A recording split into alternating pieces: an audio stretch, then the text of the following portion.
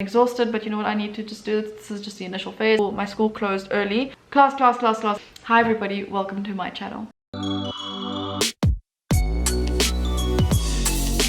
So I've actually recorded this video like 5 times, but every time I just wasn't happy with it. Maybe it wasn't the right time to make it, but I'm gonna attempt to make it now again.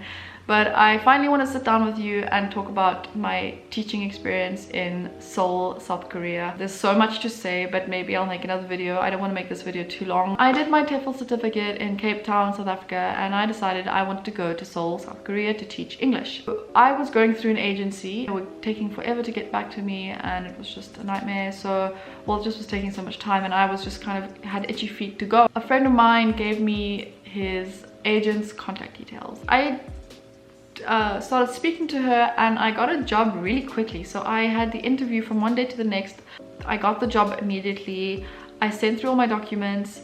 I got the contract and I read through it. I was like, yeah, no, this is great. I was really an eager beaver. I showed it to other people. They were also like, are you sure about this? Like, you really need to think about this. The working hours were really long. So obviously I guess it's like a typical 9 to 5, but they were actually much longer than that. So the work hours said like 10 a.m. to 7 p.m. I think, which is really long. And my work hours were basically 9:30 to some days 7:30 p.m. So where do I even begin? Okay, so I was very eager to leave and I left August 2019, last year. And I started work really soon after arriving. Obviously I was so disorientated, you know, being in a new country, jet lagged, all of that.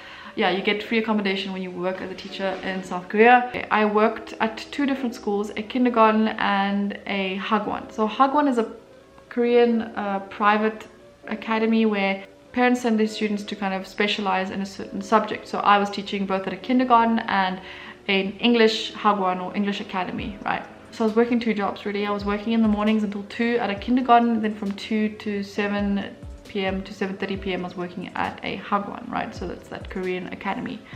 So essentially I would get to work at 9:30 and then I would leave work 7 p.m. sometimes 7:30 p.m. sometimes 8 p.m. depending if we had meetings and stuff like that. There was so much to learn, so much to know. Obviously, even if I had a TEFL certificate, obviously you have to learn the system and how things work from scratch, right? So at the kindergarten, I taught ages 4 to 7, and I had a main classroom with another teacher, another Korean American teacher, and there was a lot to learn at the beginning. You know, just how they wanted things done and what classes I was going to teach. I taught science, English writing and reading, arts and crafts, and there were sometimes, so the science lessons, there was like already a pre-made or preset like experiment that you had to make with the kids. And then I also taught biology and that sort of thing. So obviously they were adorable, the kids, and I had in my main classroom, I had how many kids? 10, and then there were other classrooms that I would go in and teach, but my main classroom was that main class, right? So in the mornings I worked from 9:30, and then you'd had to prepare your lessons for some classes, some not. So there was always like work you had to do in between classes anyway. Until 2 p.m. I would teach those different classes, those young kindergarten kids. Obviously you also have to include songs and games and things you do with them in between. Then we'd take the school bus. Our lunch break was only I think 40 minutes, and we'd get fed at the kindergarten. Then I went and worked at the hagwan from 2 p.m. class until the afternoon. Until the evening. So then I would teach older kids, and they would have a set curriculum, but sometimes you also had to prepare classes for that. And then I taught from ages, I think, around 10 all the way up to 16. So the older kids have a completely different way of learning. Well, the school wants you to teach in a very specific way. So they sent us, before we left, they sent us a whole lot of videos as to how they wanted us to teach, right? So it's like, okay, you have to teach like this, watch these Korean teachers teaching. Very early on, I mean, I got a lot of critique, a lot of negative critique, and you know what, I just took it and was like, you know, it's normal, I'm learning up the systems, and things work a certain way, and I'm exhausted, but you know what, I need to just do this is just the initial phase. I'm in a new country, working a full-time job, it's really difficult, but I need to just kind of adapt, right? And I went through really, really dark days. Hi guys, I don't know if you can hear me with their bikes and stuff, but I am walking back from work, back from school. Yeah, I mean, at the end of the day, obviously I feel better, and I feel, you know, I go through so many ups and downs in a day emotionally. I usually do this, and I'm using a filter because I look tired because it's after work, so I'm using this weird filter.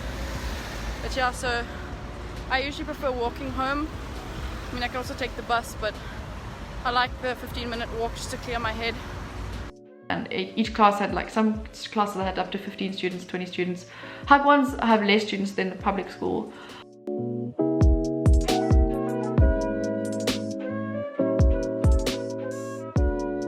The drama that was already happening.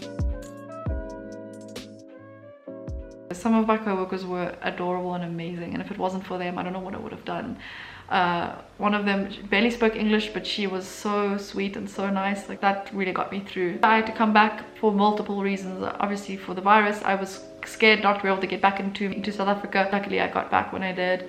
Also with the coronavirus now, a lot of schools are closed, so my school closed early, and I managed to save up, and I learned a lot, and it made me a lot stronger, and it made me realize what I truly want out of life. So really tough days, just exhaustion. I just want to tell you how it was for me, and if you're thinking of going to Korea, really think about it. Really think about what it is you want and why you're going. And if you need to pay off debt and you have a specific plan and you do have some interest in teaching and you can see yourself teaching and you want to go and you want to experience Korea and you love Korea, go for it. Like, I'm all for it. And I've heard a lot of my friends have had positive experiences, and then some of them have had bad experiences. If you have any more questions, also let me know, and please give me a thumbs up, subscribe for more, let me know in the comments, click the notification bell so you know next time I post, and I'll see you all in the next one. Bye.